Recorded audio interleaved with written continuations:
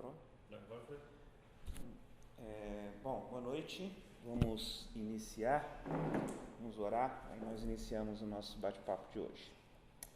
Amado Deus, nós louvamos o Seu nome pela oportunidade que temos de abrir a Tua Palavra, estudar a Tua Palavra, e te pedimos, ó Pai, que em nome de Jesus Cristo o Senhor nos dê sabedoria nessa leitura, nessa interpretação e comunicação. Que nós possamos sair daqui conhecendo um pouco mais do que o Senhor deixou para nós, seja através de palavras diretas ou através de pessoas inspiradas pelo Senhor, e assim que o nosso processo de conhecimento, de santificação seja cumprido a cada dia até que cheguemos à sua semelhança e à vida eterna contigo, Pai. Por favor, Deus, abre nossas mentes e corações e nos dê sabedoria na condução de todo esse tempo, em nome de Jesus Cristo. Amém. Nós adotamos um livro, né? Oi, Silvinha. Nós adotamos um livro para essa fase, né, André? Para que a gente estudasse esse livro e faseado, e assim, ao término de todas as fases, tivesse um certificado como se fosse um curso de teologia básico, né? E a gente está usando, como eu disse da vez passada, o livro como base e para as aulas também, né? Então, na semana passada nós vimos a doutrina do homem, né? Então vimos que Deus criou homem e mulher, né? A sua imagem e semelhança. Fizemos até uma comparação da imagem com a sombra, né? A ideia da sombra. Vimos também que o homem pecou. Vimos também que o homem foi criado para a eternidade lá no paraíso, né? E em função do pecado do homem, ele tem os seus dias contados e assim a vida terrena, né, abreviada. E nós entramos agora num dos pontos principais, né, que é o pecado. Então, a ideia da doutrina do homem e do pecado. Vimos a doutrina do homem e vamos ver hoje a doutrina do pecado. Defina pecado. Você não pode ver na apostila, não. Esse negócio de mandar apostila, o Mário me apertou tanto que eu só mandei hoje no fim da tarde, você viu? Deixa, vamos ver, depois você leva para casa e estuda. Eu vou definir do jeito que a gente ensina as crianças lá na escola. Então vamos lá. É tudo que eu penso, que eu falo e faço que desagrada a Deus. Tudo que eu penso, falo e faço que desagrada a Deus. Rapaz, vamos lá. Ela fala assim para as crianças. Mais o quê? Olá, boa noite. Mais o quê? Que insiste em mandar apostila. Aí vocês ficam mandando apostila. Mais o quê? Porque eu ia pedir para você agradece. Gostou? Marquinhos, voltando que você está de acordo com aquilo que é certo pela regra ou com aquilo que é justo? Aquilo que é certo pela regra ou do que é justo? Uma certa vez eu ouvi que é a mesma coisa que você errar o alvo. Errar o alvo. Errar o alvo. É pecado. Que alvo? Por exemplo, obediência. Quando fala errar o alvo, é muito genérico, né? Você tem um alvo errado. Né? Marquinhos, uma vez eu estava lendo aquela tradução da Bíblia do Frederico Lourenço, que é um linguista. Talvez uma vez eu estava na travessa do Ribeirão Shopping, eu peguei para ler. E aí ele tem uma tradução da Bíblia da Septuaginta do Antigo Testamento incrível. E eu achei interessante daí esse 43:4 que ele fala, né, das nossas iniquidades e transgressões. Ele fala de amartia e anomia. Uma coisa seria iniquidade, seria uma coisa que não está de acordo com a equidade, ou seja, com aquilo que é. Você já viu a apostila, né? Ainda não. André. Bom, o pecado, amartia em grego, tem sentido ligado a equívoco, falha de avaliação ou erro.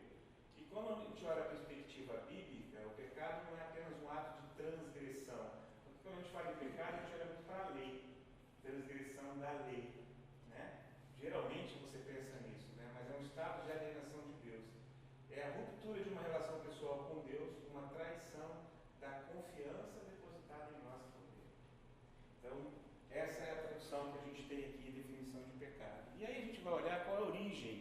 dos atos pecaminosos. Gênesis 6:5. Quem pode ler?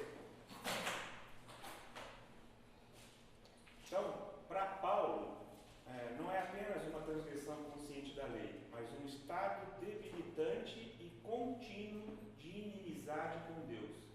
Se imagina como uma força maligna e pessoal que mantém cativa a humanidade. Então, para Paulo, não é apenas uma transgressão consciente da lei, mas um estado debilitante e contínuo de inimizade com Deus. Isso é pecado. Vamos lá, o que diz em Gênesis 6:5? E o Senhor viu que a maldade do homem na terra era grande, e que toda a imaginação dos pensamentos do seu coração era continuamente má. Isaías 29:13.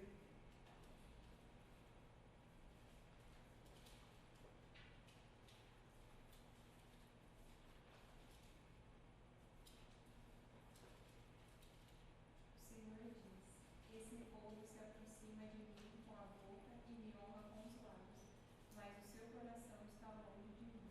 A adoração que me prestam é feita de regras ensinadas por homens. Ou seja, os atos pecaminosos têm origem em um coração corrupto. Os atos pecaminosos têm origem em um coração corrupto. Lá em Lucas 5:8 diz assim: vendo isto, Simão Pedro postou-se aos pés de Jesus, dizendo: Senhor, afasta-se de mim, porque sou pecador. Nós só tomamos consciência dos nossos pecados na presença de Deus. Aquele que não está na presença de Deus, geralmente não tem consciência do pecado. Na presença de Deus, nós tomamos consciência do pecado. Lembra de Adão e Eva? Quando eles ficaram nus e colocaram, não estavam mais nus, colocaram. E Deus perguntou: por quê? Onde estás? Não estás. Né? E aí, o pecado tem algumas características. Antes do pecado humano, havia o pecado demoníaco que deu ocasião à transgressão humana. Anjos caídos. Quando a gente olha para o pecado, a gente olha lá para o ato de Adão e Eva, em comer o fruto da árvore do mal. Bem do mal. Do bem e do mal. E o que aconteceu para que eles comessem esse fruto? A serpente convenceu. A serpente convenceu, era a serpente? Ou seja, antes do pecado humano, havia o pecado demoníaco que deu ocasião à transgressão humana. Então, na perspectiva bíblica, o pecado não é apenas um ato de transgressão, como a gente diz, mas um ato de estado de alienação a Deus. Em Gênesis, Adão e Eva confiam na palavra da serpente em detrimento à palavra de Deus. Nos evangelhos, Jesus é rejeitado pelo líder dos judeus, não é isso? Estevão é martirizado nas mãos de uma multidão rebelde, lá em Atos 4:7. Então, é muito importante que a gente entenda isso. E a teologia ortodoxa, tanto católica quanto protestante, refere-se à queda dos anjos antes da queda humana, que se deve ao mau uso ou abuso do dom divino da liberdade. Então, antes da queda humana, teve a queda dos anjos em função do mau uso ou abuso do dom divino da liberdade. E essa literatura diz que os teólogos ortodoxos, de um modo geral, acreditam que o mal moral, que é o pecado, tenha preparado o cenário para o mal físico, que é o desastre natural. Isso vai de contra justamente aquela ideia humanista, de se uma tribo de indígena está no meio do mato, não conhece a Deus, e está salvo. Eles são neutros. Deus vai libertar ele, vai liberar ele de alguma maneira. Mas pela palavra de Deus a gente vê claramente que isso não é verdade. Se ele está longe de Deus, ele está em pecado. Ele está condenado. Entendeu? E é a responsabilidade de levar a palavra para o conhecimento também. Então, a história de Adão e Eva, como nós vimos lá na aula passada, ela nos dá uma explicação racional, satisfatória do pecado ou do mal, mas ela lança a luz sobre um dilema humano universal. Ela nos diz que antes do pecado havia o pecado demoníaco. E Lúcifer, o pecado do orgulho, desejando ser Deus, não é isso? Ser igual a Deus. Lúcifer pecou, o pecado dele, ele desejava ser igual a Deus. E que deu ocasião a uma transgressão humana. Na teologia paulina, a lei não é simplesmente um empecilho ao pecado, ela instiga o homem a pecar. Olha que interessante, né? Quando se fala da transgressão da lei, ela é simplesmente um empecilho para pecar. Não, ela instiga o homem a pecar.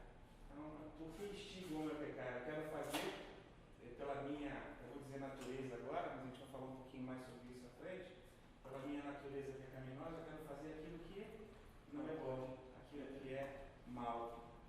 Então, não é simplesmente empecilho, né? Ela instiga o homem a pecar.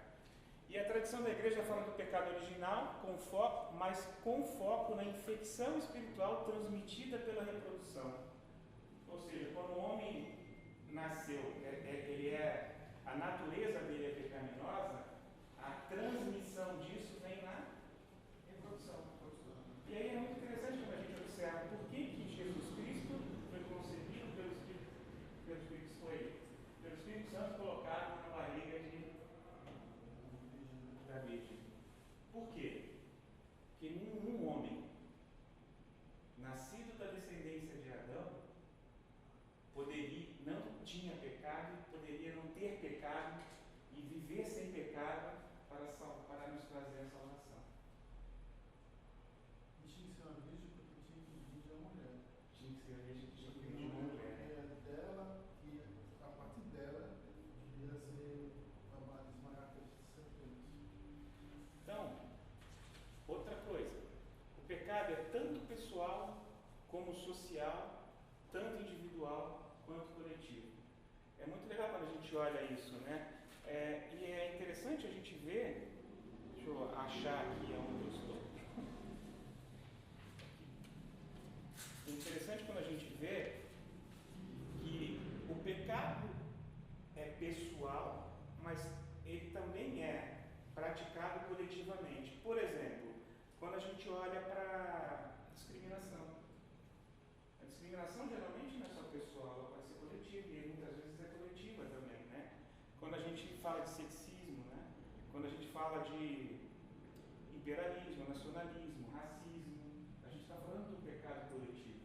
A gente não está falando do pecado só individual. Então é importante a gente entender que uma das características do pecado é que ele é tanto pessoal como também como coletivo, né? Romanos 7, 7, 8. Alguém pode ler para mim, por favor? E aí, eu já vou pedir que alguém abra em Salmo 58, 3.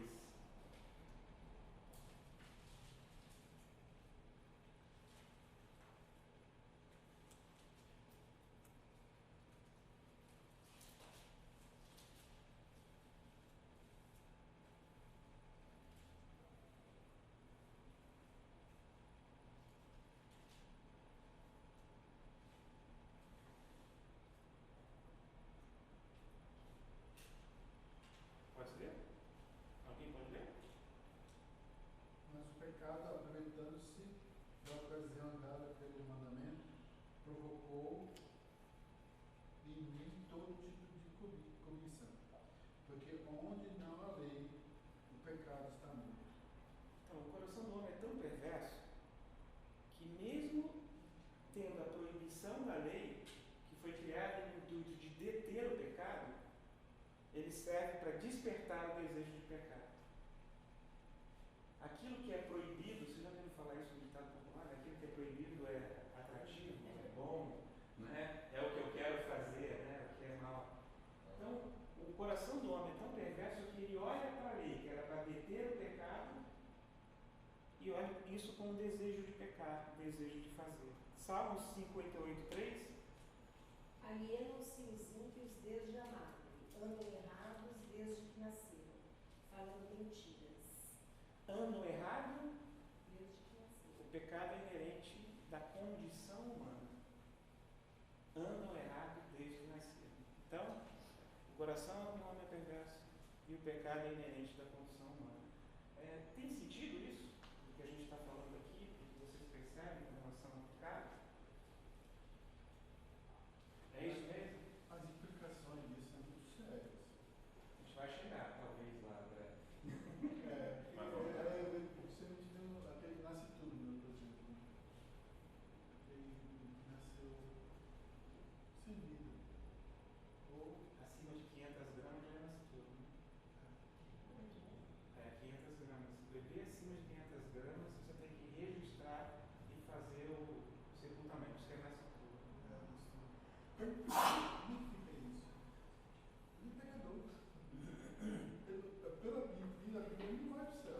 Depende, né?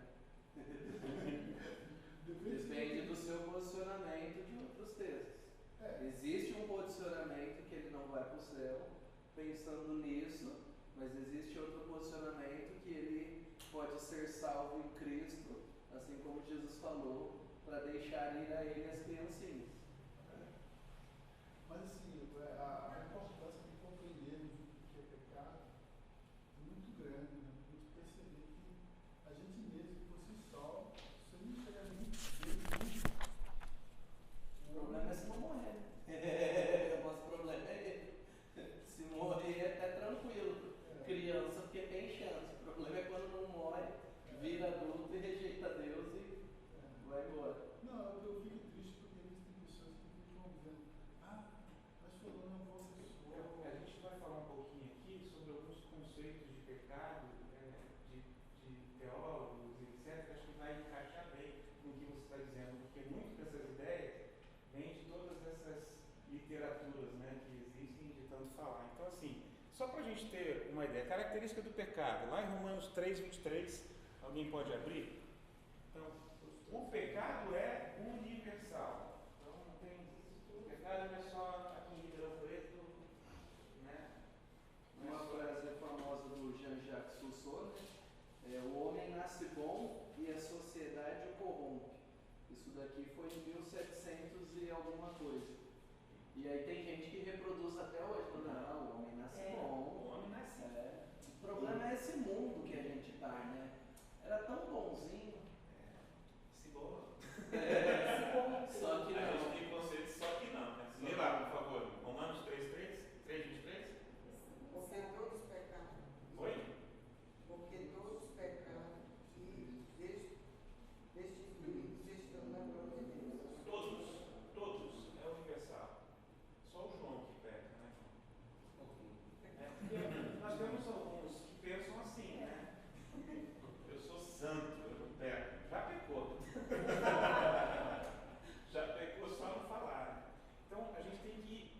Uma das características que é universal.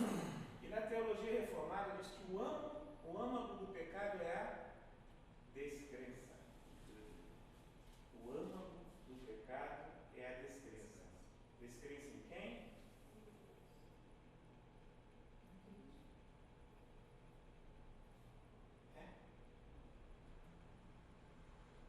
Lê lá, Salmo 95:8. Não concorda? O âmago do pecado é a descrença? Não. Não? Por Quem quê? é esse pecador? Sim. Nós nascemos pecador, mas nós nos permanecemos pecadores. Mas esse é o desejo?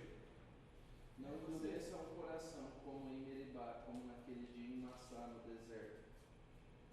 Não endureça o coração. Como em Meribá. Então, o pecado é causado pela dureza do coração que está ali intimamente ligada à descrença. Vamos ler lá também, Efésios 4:18. Assim como na aprovação? Eu falo assim como na aprovação, como no dia da tentação no deserto. Efésios 4:18. Alguém abre também, por favor?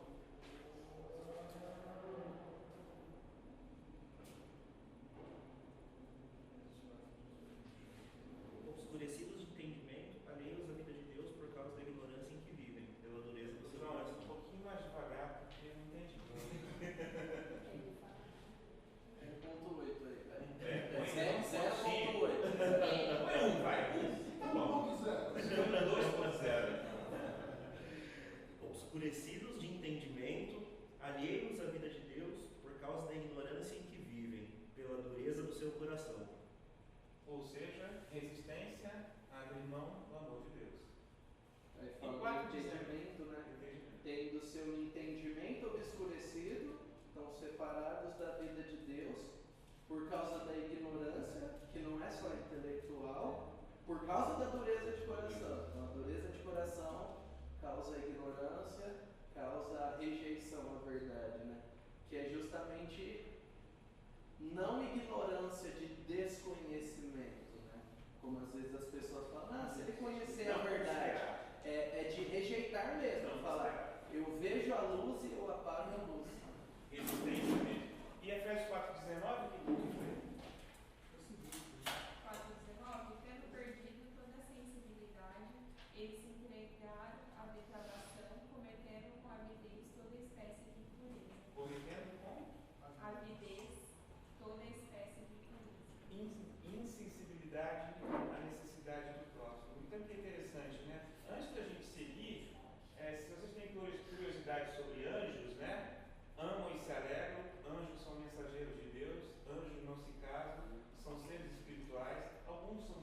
bons e eleitos outros maus, e outros maus aqui, a referência aqui é especificamente de Satanás, tá? Só para a gente ter uma ideia, isso vai estar no material depois para vocês.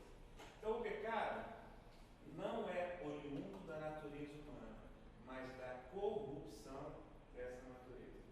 Isso mudou um pouco, estudando um pouco isso, mudou um pouco a minha visão. Não mudou, acrescentou, né? Por quê? Porque a natureza humana foi criada por Deus para não pecar. A natureza humana foi criada por Deus para a vida eterna. Mas a corrupção dessa natureza é que deu origem ao pecado. Que é o que nós fazemos. Não sei, né? Depois, não. Nós já somos alcançados pela graça, mas não fazemos, né, Mário? Bom, seguindo. Quais são as principais manifestações do pecado? Aqui um pouco mais rápido. Orgulho manifesta pecado, alguém manifesta pecado por orgulho, por sensualidade, por medo. Outros aspectos, autocomiseração, é pecado. Egoísmo, inveja, avareza. Quem de vocês, dentre essas principais manifestações aqui, já pensou, não no outro, em você mesmo, se você já pecou praticando alguma dessas? Orgulho, inveja. Egoísmo, avareza. Egoísmo a gente vê muito das criancinhas às vezes, né? Meu brinquedo fica ali do meu lado, que eu não empresto para ninguém, diz que criança, né? Lembra? Autocomiseração. Em que sentido o medo é um pecado? Oi? Em que sentido o medo é um pecado? Medo é um pecado, vamos lá. O medo pode me causar, é manifestação, tá? O medo pode me causar uma reação de pecado. Mas o medo em si não é um pecado. É manifestação de pecado. Através do medo você pode manifestar o pecado numa reação. Sim, pode falar. E o medo, você está pecando contra Deus. Não está pecando? Se você confia, É o posto de confiança. é o posto de confiança. Marquinhos, você não pode dizer que é um ponto circunstancial também? Porque tem, por exemplo, a sensualidade, ela não é pecado se for praticada entre um casal com casamento. A sensualidade aqui é mais ampla. Deixa eu vou ver aqui já, o que você ia falar ali. Que se o medo surge por la desconfiança em Deus, é um pecado. Sim, perfeito. Ou pela não confiança, que é o que está Por falando. exemplo, sim, é meio natural alguns medos. Natural de quê? Da minha natureza pecaminosa? Da natureza. Sim, É natural. Exatamente, esse é o problema. Ter medo de situações. Assombração. Não.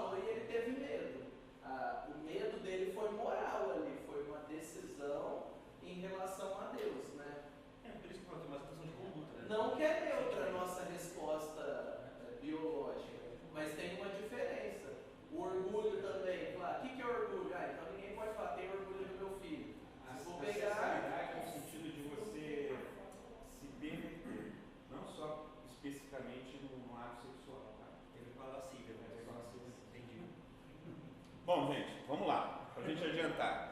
Esse autor traz um comparativo e algo que eu não tinha visto aí, eu não sei se você estudou isso, Mário, que é a ideia da pecado e ubris. Ele traz o ubris especificamente é um termo da filosofia e da literatura grega, que ele refere-se a uma forma de arrogância extrema ou orgulho excessivo. Então ele coloca o pecado como arrogância extrema ou orgulho excessivo. E isso causa uma reação para os heróis, né? Eles chamam os heróis. Olha que interessante que ele faz, né? Eles consideram que o ubris é um erro fatal de caráter que leva o herói a um destino trágico. Então, a história da tragédia romana. E eles são punidos pelos deuses pela transgressão que inevitavelmente leva a nemesis, que quer dizer nêmesis, que quer dizer retribuição divina. Ou seja, aqui tem aquela relação direta de que o erro fatal do caráter leva a um castigo divino. O erro fatal de caráter leva ao castigo divino. Só que o pecado refere-se à relutância de romper com as nossas limitações estreitas em obediência à visão da fé. A gente muda um pouco isso, né? Então a gente é desobediente, romper as nossas limitações é desobediência à visão da fé. E ele faz alguns comparativos que eu acho super interessante. Então, quando ele olha para o herói trágico, a tragédia grega, ou ubris, eles pecam pelo excesso, transcende a limitação do destino. Quando a gente olha para o pecador e para o pecado, a lealdade, nós colocamos a lealdade no lugar errado. Quando você olha para ubris, eles tentam ser super-humano. Quando você olha para o pecador, ele torna-se inumano. Os heróis trágicos são vítimas da fatalidade. O pecador sabe o que é bom e não faz. Eles têm angústia de serem cegos perante as forças do destino. O pecador não tem a quem culpar, senão a si mesmo. O erro do herói trágico é inevitável. O erro do pecador é indesculpável. O herói trágico é fantoche na mão do destino e o pecador é cúmplice de bom grado do mal. O erro essencial do herói trágico é a ignorância e o erro do pecador é a dureza de coração. É super interessante quando ele faz esse comparativo e tem muito a ver com o que a gente entende de, puxa vida, se eu pequei, eu vou ser castigado por Deus por esse pecado. A gente vai ver um pouquinho lá na frente que nós já pagamos. Aliás, Jesus Cristo já pagou pelos nossos pecados. As consequências que nós temos não são punição. As consequências que nós temos têm um outro objetivo que a gente vai ver um pouquinho lá na frente. Ok? Agora tem controvérsias em torno do pecado. Então, Pelágio, que é um monge britânico, aqui a gente vai passar rapidamente, diz que o pecado é um ato externo da transgressão da lei e considerava a pessoa humana livre para pecar ou desistir de pecar. Por que a gente vai ver um pouco isso? Porque desses pensamentos vem muita ideia do que nós entendemos como pecado, através dessas reflexões, né? Já Agostinho, o pecado incapacita os seres humanos para o bem. Como escolhemos de bom grado o mal em detrimento ao bem, somos responsáveis por nosso pecado. Olha que interessante. O monge britânico diz que a pessoa humana é livre para pecar ou desistir de pecar, e Agostinho diz assim: nós escolhemos de bom grado o mal em detrimento ao bem e nós somos responsáveis direto pelo pecado. Sobre a redenção, Pelágio diz: o próprio homem poderia erguer-se e buscar a Deus, portanto, a graça era a recompensa da virtude humana. Agostinho diz: o ser humano era incapaz de fazer o bem senão pela graça, e quando a graça lhe sobrevém, ele se move de forma irresistível em direção a Deus e ao bem. Vocês já ouviram falar que o ser humano pode erguer-se, né? O próprio homem poderia erguer-se e buscar a Deus, portanto, a graça e a recompensa da virtude humana? Psicologia fala isso.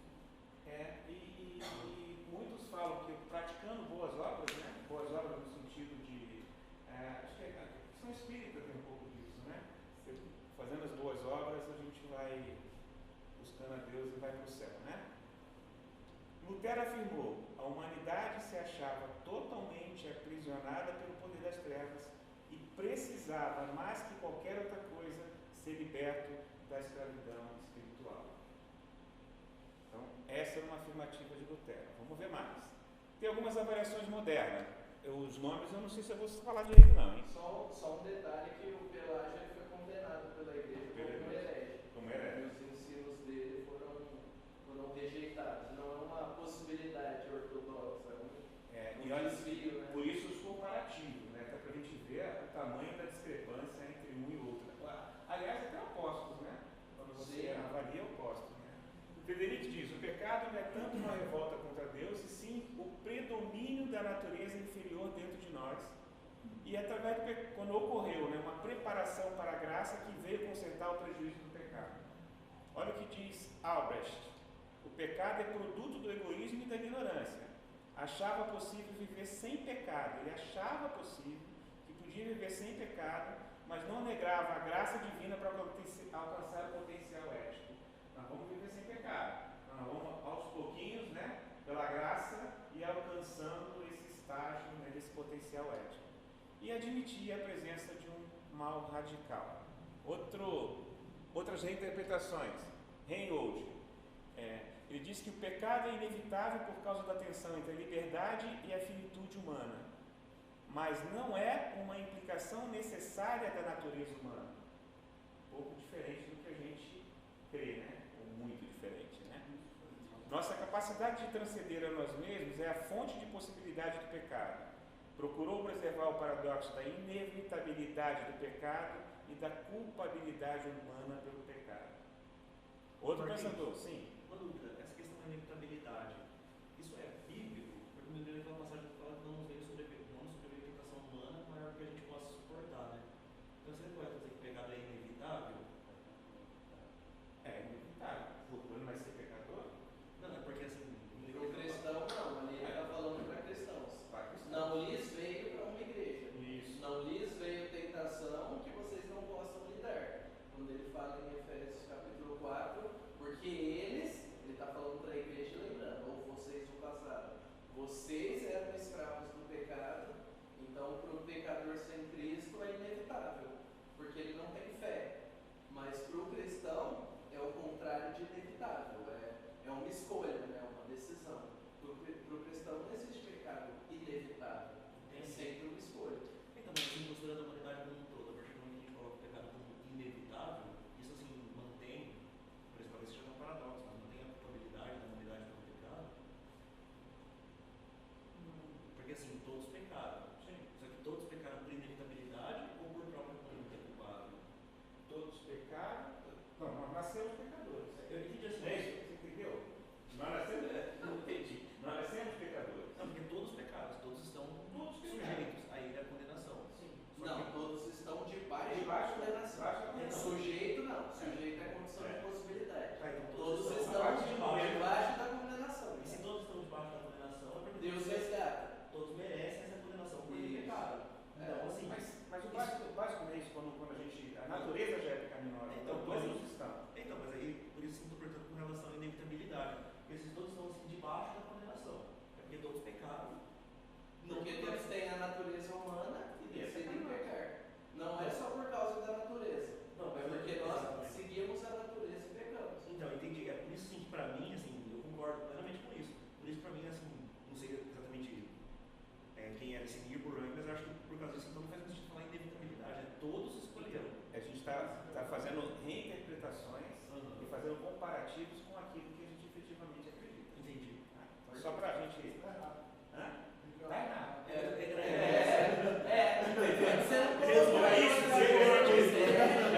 Aí você tem que colocar herege de outra cor para poder. Tem que colocar outra cor? Assim, a herege você coloca em vermelho. Eu já tinha achado que era herege.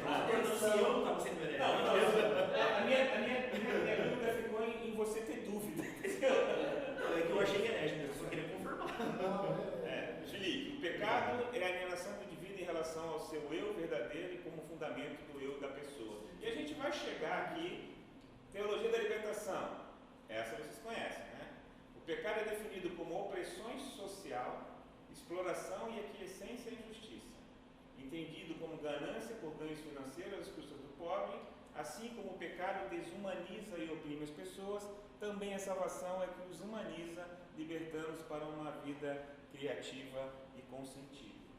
E tem a teologia feminista também, outro conceito. Então, são reinterpretações que deram ao pecado no século XX. Então, não é afirmação correta. Né? Teologia feminista vê a essência do pecado na passividade em relação ao mal, na timidez e na covardia em face à intimidação. Consiste no desprezo a si mesmo. E nós temos a religião da cultura popular. O pecado é um pensamento negativo ou derrotismo e igualado à doença ou à instabilidade. Vocês já ouviram falar isso? Pecou, ficou doente? Já ouviram falar isso? Está doente, você pecou. Né? Qualquer doença que tiver, está doente porque pecou. Se você não peca, você não fica doente. Né? Igualado à doença ou à instabilidade. A cura está na terapia de grupo e não no sacrifício pelo pecado. A culpa se vence pela catarse, que é a libertação, a expulsão, purgação do que é estranho, e não pelo arrependimento. A expiação é reinterpretada e passa a significar expiar o eu ou o mundo. Então, João, desconsidera tudo isso, só para você ter uma ideia das reinterpretações que existem, né, sobre o pecado, para que a gente chegue. Tá te achando herege. Para que a gente chegue. Você está defendendo as coisas diferenciadas aí, Marcos. Tem que mudar de Assim, cor. você está certo. Não é pelo dano de cor. Mudar de cor. Só para ter certeza. Vermelho é ruim, preto é bom. E a gente faz. vai que ele olha o vermelho como bom e o preto como Não, ruim. tem que explicar, tem que polemar. Não, vem cá, de Jesus. Aí, ó.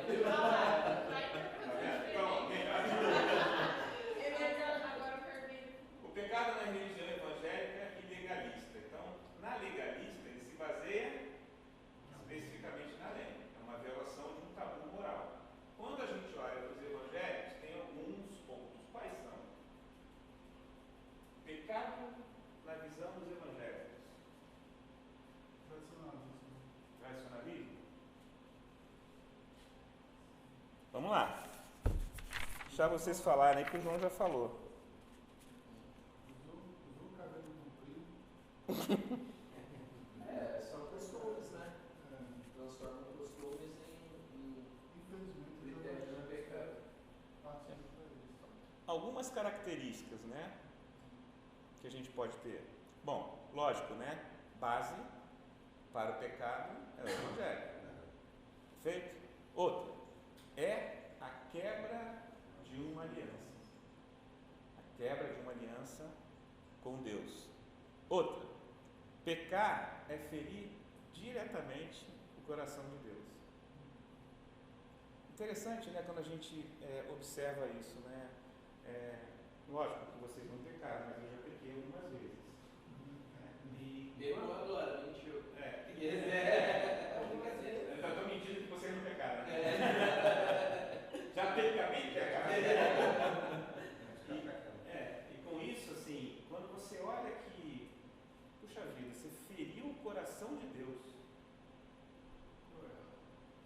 Por isso que é diferente, né, Mário, o conceito de você, o pecado na visão do cristão e o pecado na visão do não cristão. O pecado na visão do não cristão, eu cometi uma infração da lei que posso corrigir, de repente vai até preso, né, corrige lá, saiu, já Paguei, pagou e acabou. Pagamento. Agora, o pecado, com o conceito de você ferir o coração de Deus, puxa, eu feri o coração de Deus, né? E é uma ofensa, não tanto contra a lei, mas contra o amor. Pecar é uma ofensa contra o amor. Olha, que conceito também, que fica bem pesado quando a gente observa uma ofensa contra o amor de Cristo por nós e contra o amor de uma forma geral. A reconciliação do pecado não é como ele disse lá, não tem um pagamento. É pelo arrependimento. Somente pelo arrependimento que a gente se reconcilia o pecado. E as justas exigências da lei têm que ser satisfeitas também. Cristo cumpriu as leis. Ele não foi inobservante às leis. Ele cumpriu as leis. Né?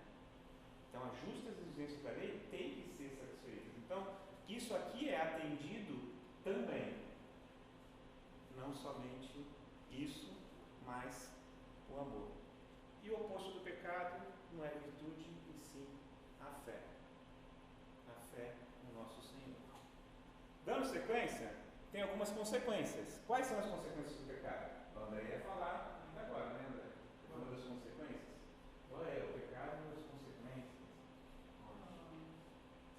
Antes um pouquinho você ia falar de desdobramento. Você já esqueceu, André? Está em pecado, André. Quais são as consequências do pecado? A primeira consequência do pecado: uma escravidão moral e espiritual. Conviver com o pecado, testemunho meu, é muito difícil. Quando você é cristão, o Espírito Santo de Deus o tempo inteiro toca na sua cabeça, né? Causa um constrangimento, causa uma escravidão. E o pecado, dependendo, você fica preso a ele, literalmente preso e amarrado. Porque se eu sair, eu posso ferir alguém. E geralmente eu não firo alguém, eu firo alguém. Porque o pecado que você comete contra o outro não afeta só o outro. Outras pessoas envolvidas também são afetadas. Por exemplo, o pecado do relacionamento conjugal, o pecado do adultério, de citar um deles, afeta a família, afeta a igreja, afeta amigos, afeta de uma forma geral.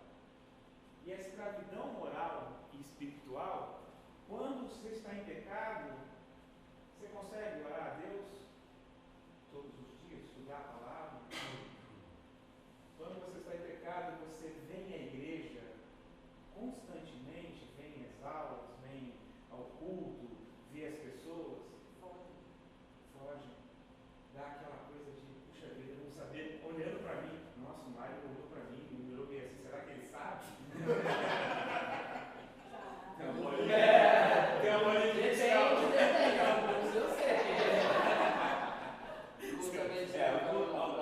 Alguns sabemos, né? Alguns sabemos. Então, assim, causa uma escravidão moral e espiritual.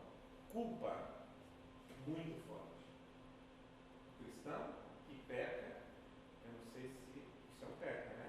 Só para lembrar aqui que isso é um peca. A culpa é esmagadora, né? A culpa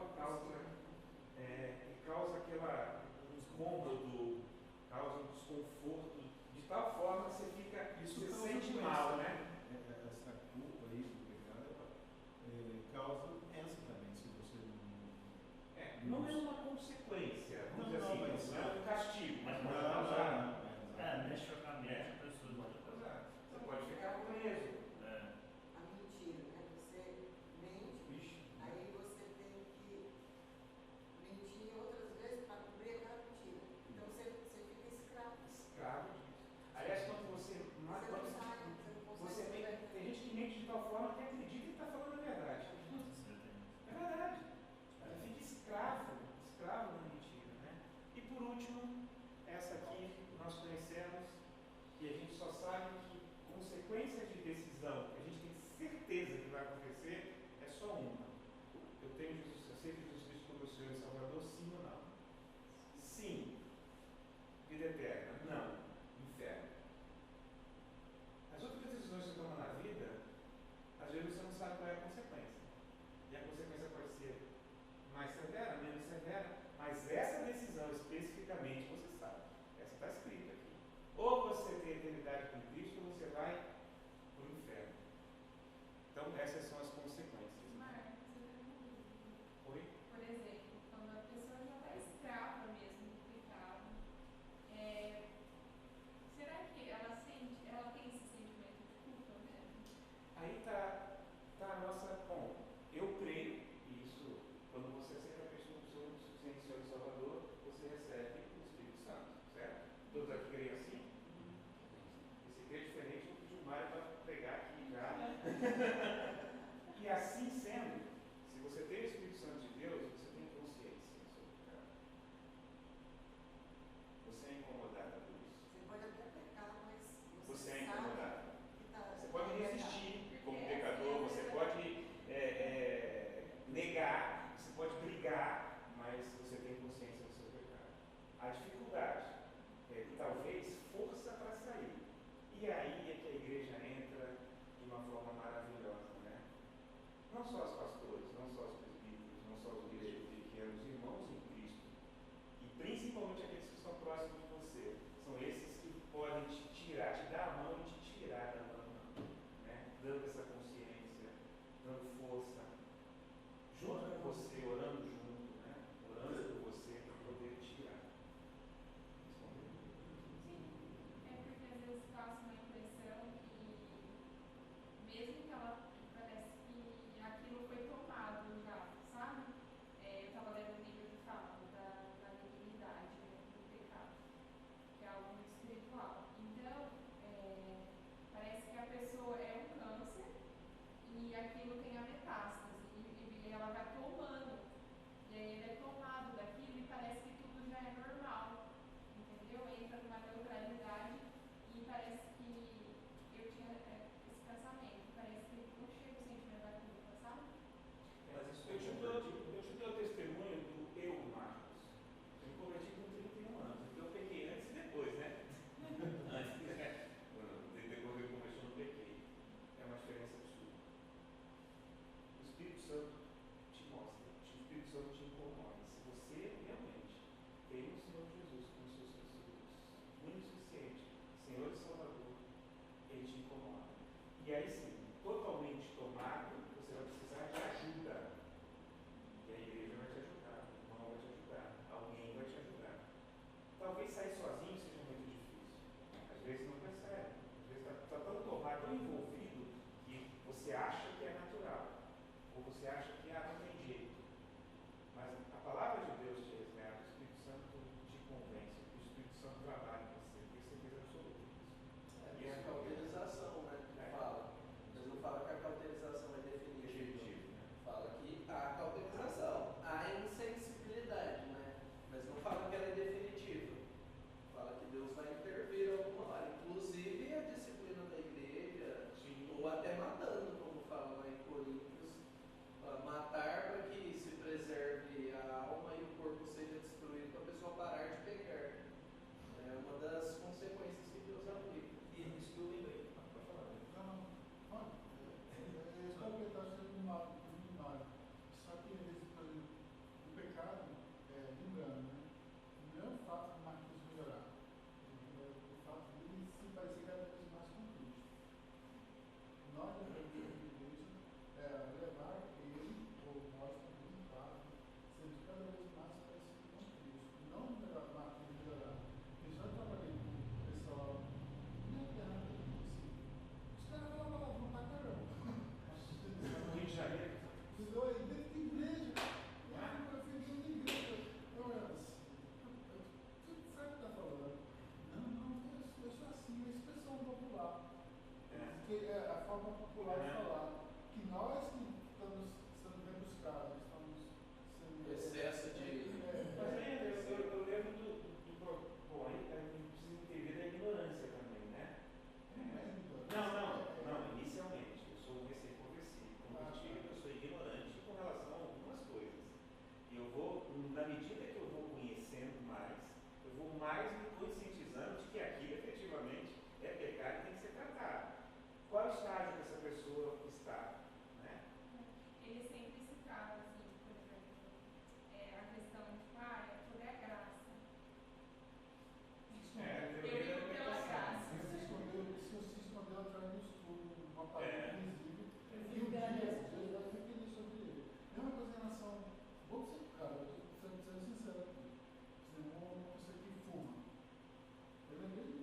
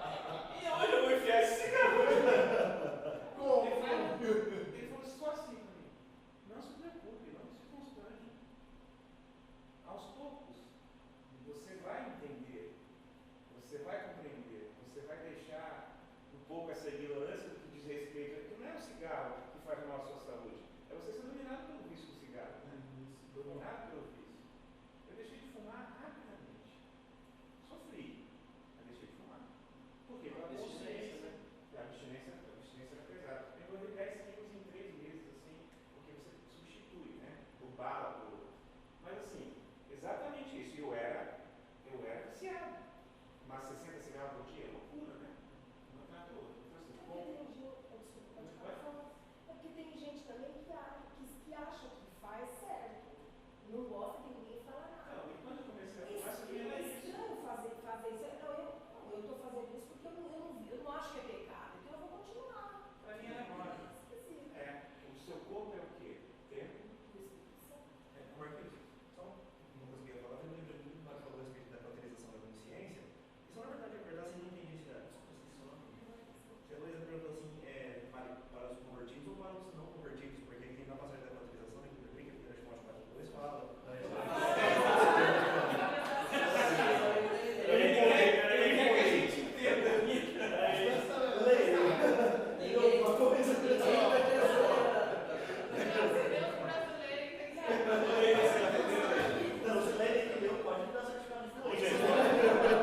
Vamos dar sequência para a gente não parar.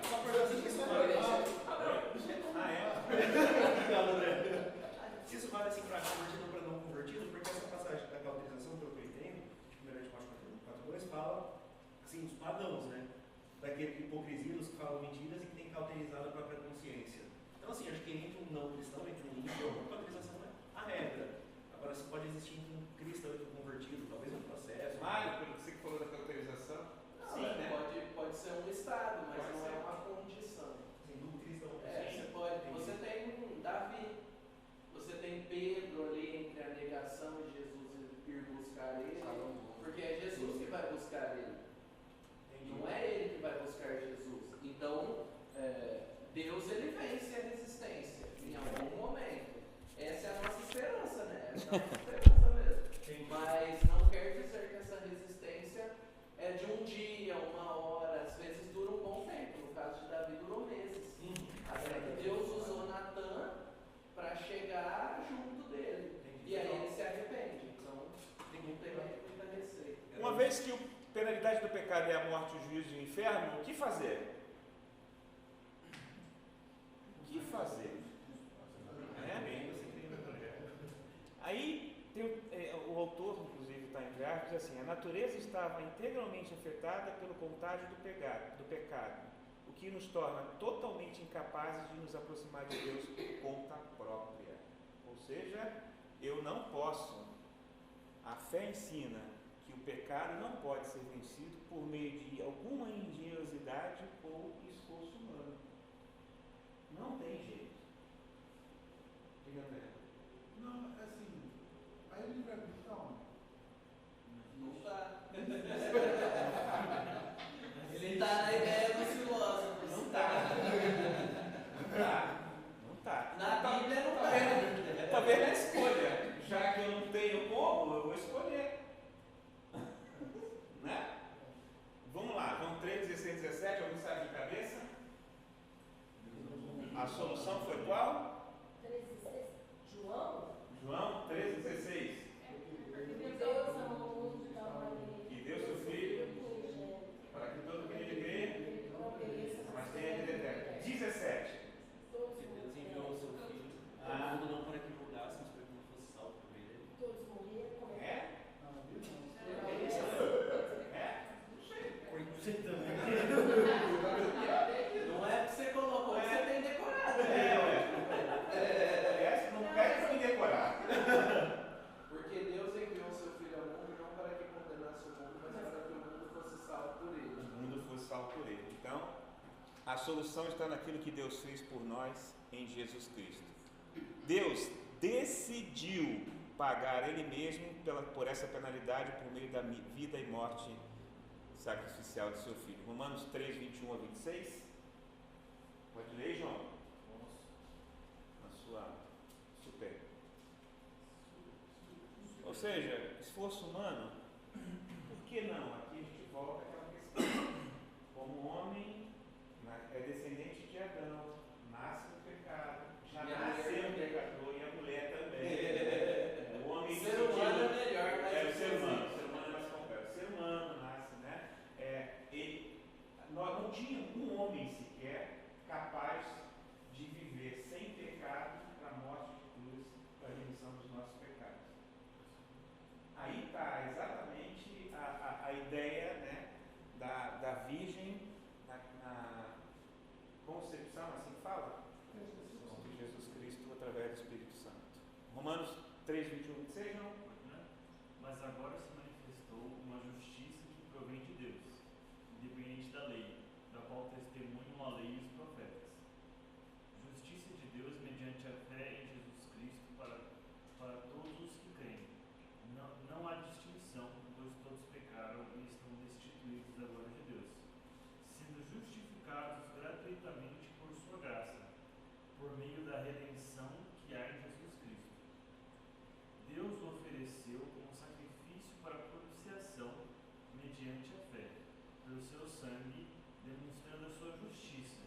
Em sua tolerância, havia deixado impunes os pecados anteriormente cometidos, mas no presente demonstrou sua justiça a fim de ser justo e justificador daquele que tem fé em Jesus. Amém. Cristo liberta a humanidade ao tomar por si a retribuição pelo pecado, tirando sobre a humanidade decaída a ira divina.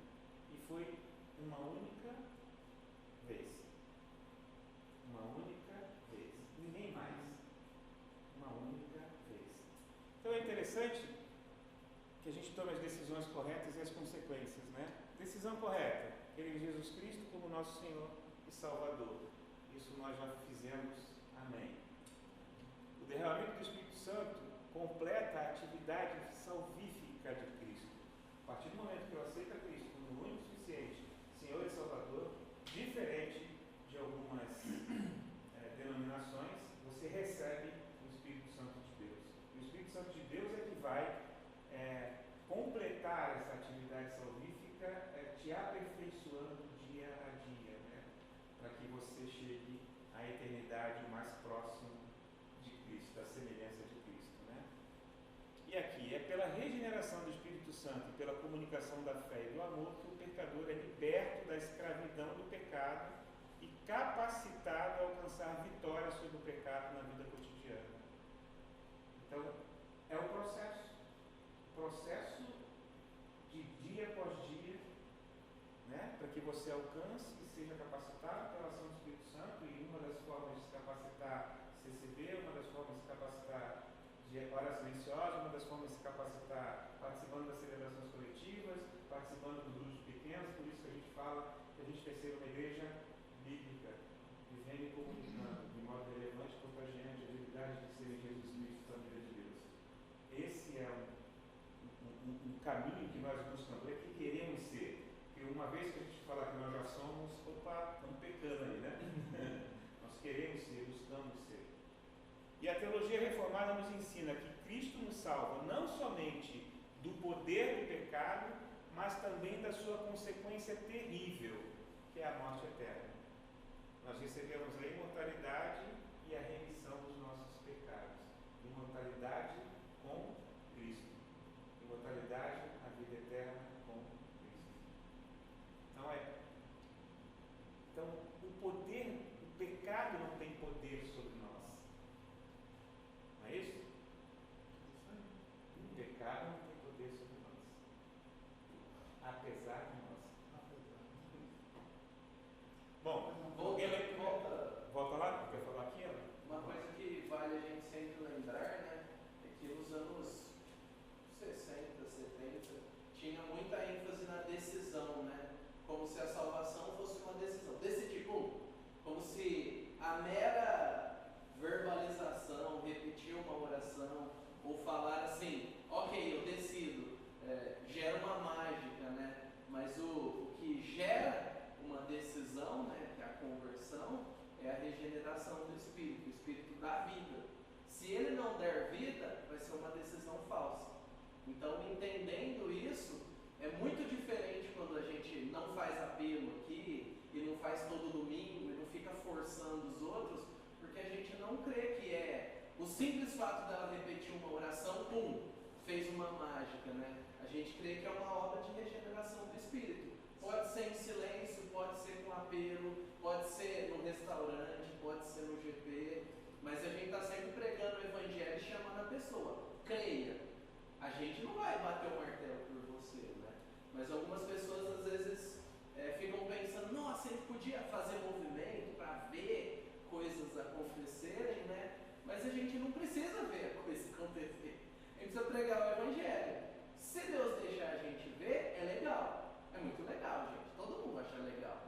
de repente numa pregação vai uma pessoa que está todo mundo orando, e se ajoelha e chora, mas isso não é conversão. Isso é uma pessoa que foi, se ajoelhou e chorou. A gente só vai saber se é conversão se ela der o fruto digno de arrependimento. Então a gente não pode bater o martelo pelos outros, né? E existe muito essa expectativa. A pessoa repetiu uma oração, está salva. A pessoa veio na igreja uma vez, está salva, né? E a gente não tem como saber, né? É uma obra interna do Espírito E Santo. todos que pela emoção fizeram opção e depois demonstraram na vida que não é isso, né? Então, e é um processo, né? É um processo que a gente vai viver até se encontrar com Cristo, né? Porque é um processo de crescimento contínuo, né? Que não para. É isso. Bom, 1 Pedro 2,24. Alguém pode ler? Seu celular não está. O celular dele está sem óculos, quer ver? Não, O celular dele melhorar? Você faz a busca aqui, na hora que você coloca os versículos, ele volta tudo. Essa parte aqui me chamou bastante a atenção. Levando alimentos em nossos pecados em seu corpo sobre um madeiro, para que morto para os pecados pudéssemos viver para a justiça, e pelas suas feridas fossem sarados. Ou seja, o cristão não fica à mercê de outras penalidades por pecado cometido depois do batismo e da conversão. Então, diz o seguinte: cometemos pecado depois do batismo e da conversão. Porque Cristo já tomou sobre si o castigo pelo pecado. Ele já tomou sobre si o castigo pelo pecado. Então você não fica à mercê de outras penalidades do pecado cometido. Você fica assim. Os cristãos foram libertos da culpa, mas ainda sofrem a dor interior da culpa ou têm sentimento de culpa por continuar a pecar em estado de graça. É diferente uma coisa da outra, né? É diferente de você dizer que você fica à mercê de outras penalidades em função do seu pecado. E sim, você está liberto da culpa, mas ainda sofre a dor da culpa ou tem sentimento de culpa por pecar no estado de graça. E o que é interessante, o remédio não está nos atos de penitência, o remédio está no arrependimento. Por isso que crente que fala, estou pagando pelos meus pecados, é tolo, né? É todo. Ou é? E a gente- Jesus não pagou tudo? E a gente é Maria 30 Pai Nosso, lá no confessionário. Em 40 crente Deus paga. Eu fui batizado, eu fui católico. Eu fui não, né? Eu fui. Primeira comunhão, essas coisas. Catequizado. Ou seja, o sofrimento que acompanha o pecado, essa frase eu achei bastante interessante, deve ser entendido não como uma penitência, mas como um aguilhão que nos faz lembrar nossa libertação e como estímulo que nos desafia a preservar e a agradecer. Perseverar e agradecer.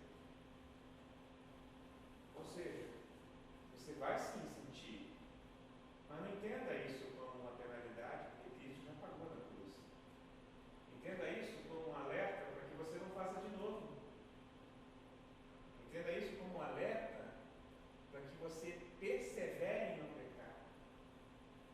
E para que você vença o pecado. Jesus falando, né? Vai na pex mais.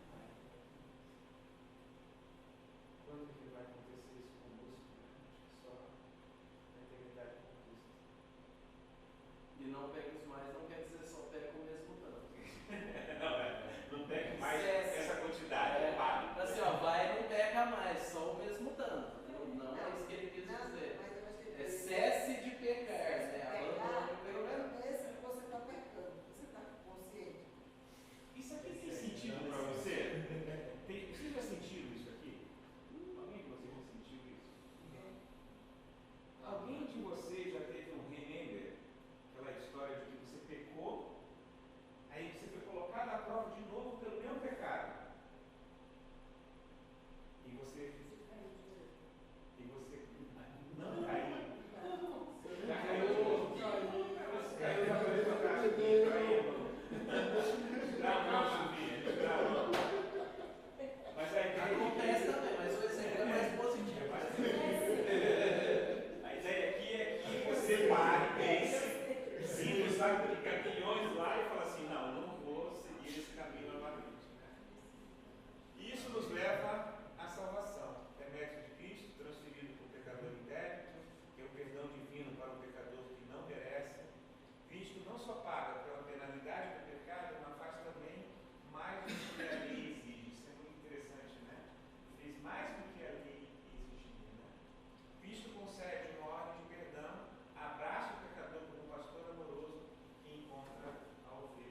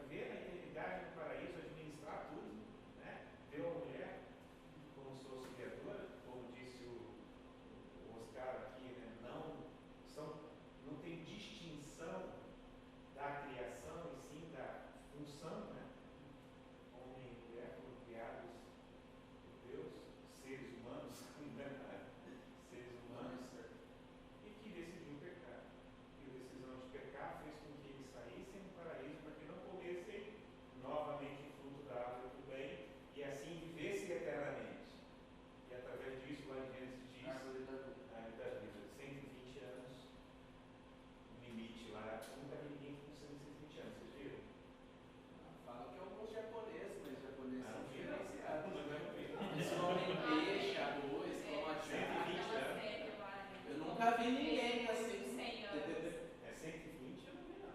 Eu sei que o pessoal da praia vive bem, né? Então o japonês come peixe, arroz. Não, eles têm um hábito de bebida que E assim, em função disso, o pecado entrou no mundo, Deus enviou o seu Filho amado, para que vivesse entre nós como um homem sem pecado, sem pecado, sem pecado.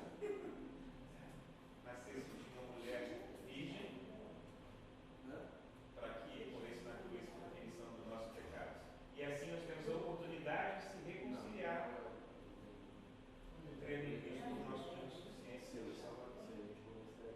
Vivemos um processo de santificação que vai até ministrarmos na eternidade. Esse processo de santificação tem a ver com a comunicação da fé que vai nos aperfeiçoando dia a dia para que fiquemos menos ignorantes e assim pequemos menos. Né? Não deixemos de pecar um dia com Cristo. Amém? Alguma pergunta? Acho que aqui nós terminamos. Alguma pergunta, alguma consideração? Vocês queiram fazer? Façam com mais. Não, é sua, só contribuir. Eu não contribuí nada na outra, então eu contribuí o dobro nessa para compensar. Alguma? Fala, Leide. Em espanhol só. Vixe. Fale em línguas aí, tá liberado. É. Mas um comentário seria a diferença do pecado e dos pecados. O sea, a natureza pecaminosa está em nós, por a descendência de Adão, e realmente ela traz condenação para nós. Jesus, al dar sua vida por nós e seu Espírito entrar em nós, já nos liberta dessa condenação. Então, mas ainda tem a natureza pecaminosa em nós, que começa uma briga entre a natureza divina com a natureza pecaminosa. A ideia é que a natureza divina, através do ambiente da igreja, palavra e principalmente, né, a presença de Deus, faz que a natureza pecaminosa cada vez vai diminuindo em nós. Isso se traduz em que os pecados também começam a diminuir. Realmente fala, né? Envidia, concupiscência, né? Os frutos do pecado, né? Então, realmente que no ambiente, na igreja, o único lugar onde nós podemos fazer isso em comunidade. Porque vou procurar a Deus em intimidade na montanha, mas aí o pecado não vai ser reflexado, né? Reflectado. Agora, quando nós começamos a conviver com pessoas, aí é quando começa a sair toda essa emoção e conduta. Mas realmente a igreja, mas Deus, é o único jeito de nós poder crescer segundo a vontade de Deus, né? E só agora uma pergunta, tomando em conta a apresentação e o tema da Elô que também está fazendo. Uma pessoa que é cristã, vou receber a Deus, mas uma igreja com condições precárias espiritualmente, né? Então não foi espiritualmente ele não foi desenvolto, essa pessoa cai em pecado, por a mesma debilidade o Espírito fala, mas ele não atende, ele sigue envolvido com o pecado. Aí fala o versículo, né? De que Deus pode tirar a vida dele para que ele não siga pecando, certo?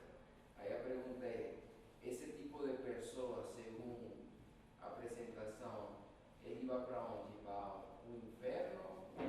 Para o céu? Como você falaria que Essa é muito boa, hein? Mas eu entendo que uma vez que vai ser para Cristo como único suficiente Senhor e Salvador, só vai. Regenerado vai para o céu. Por mais que você A gente fala. ter dificuldade, se cada vez vai para ser próximo a Cristo, né?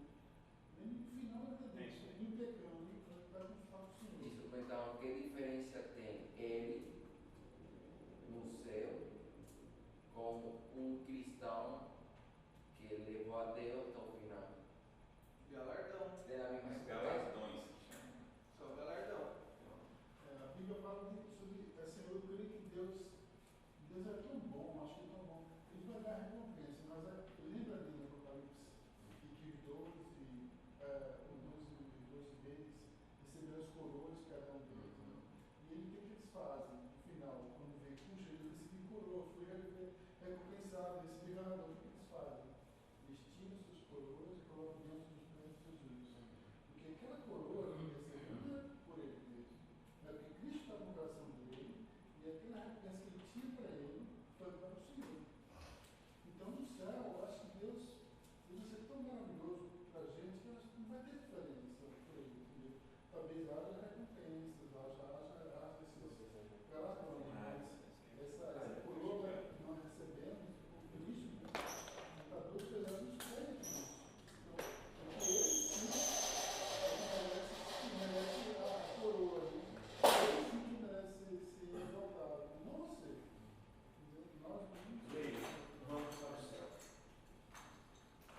se crermos em Cristo.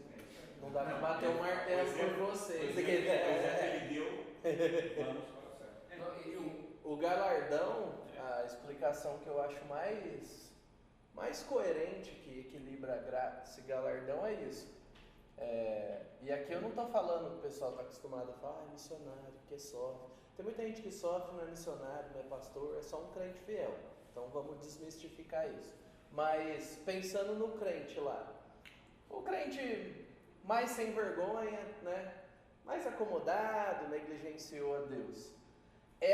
Eu entendo, né? Essa é a capacidade dele de desfrutar a alegria em Deus. Está cheio? Está cheio. A capacidade dele é plenamente cheia na eternidade. Esse daqui, que buscou a Deus e foi mais próximo de Deus, está cheio?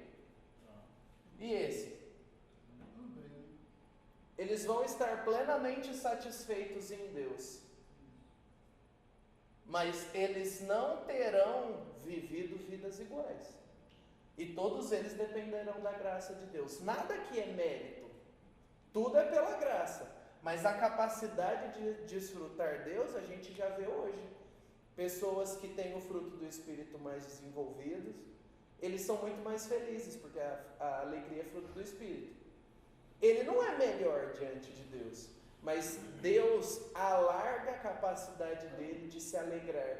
Então ele enfrenta o mesmo diagnóstico, o mesmo BO que o outro, só que ele enfrenta menos abalado, menos irado, menos iracundo, né, no geral. Ele confia mais em Deus. Ele sofre a mesma pressão, mas por causa da vida de obediência e busca que ele nutriu, ele vai sentir a mesma pressão, mas ele vai passar diferente. E a melhor explicação que eu ouvi para galardão, que é bíblico, é essa. Ninguém vai se comparar aos outros.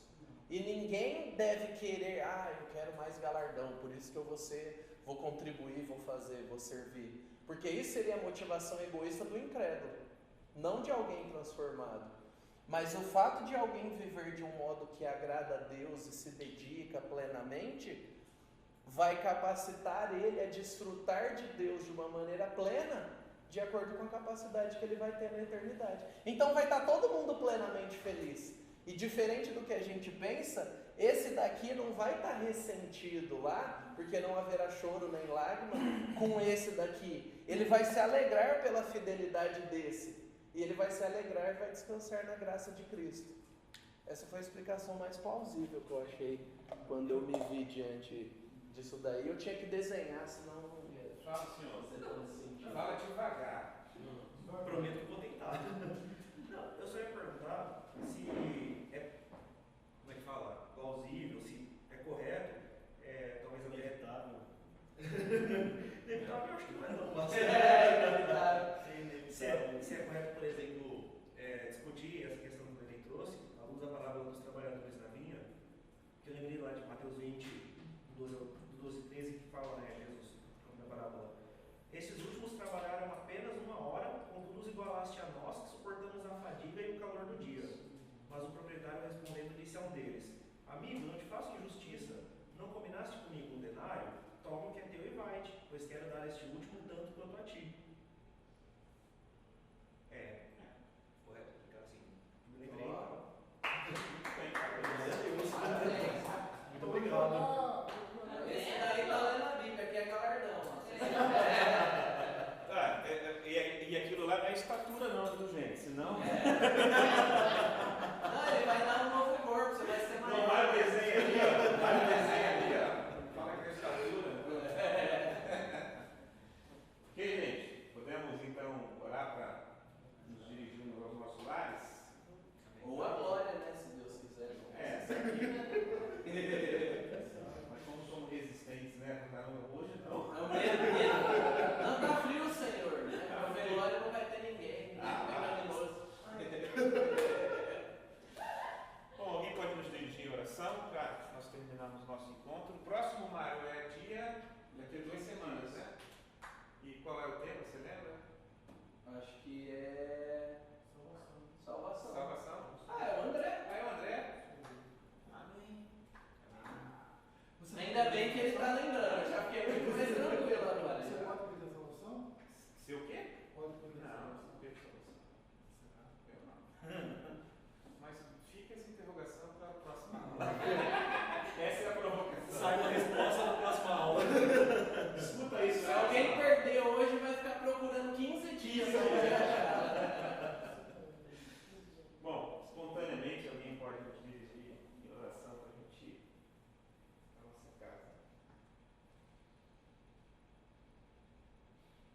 Obrigado, Pai. Obrigado por essa oportunidade de saber que Tu morreste por mim, Senhor Jesus. Morreste por meus pecados. Somos merecedores de estar na Tua presença. Estamos aqui orando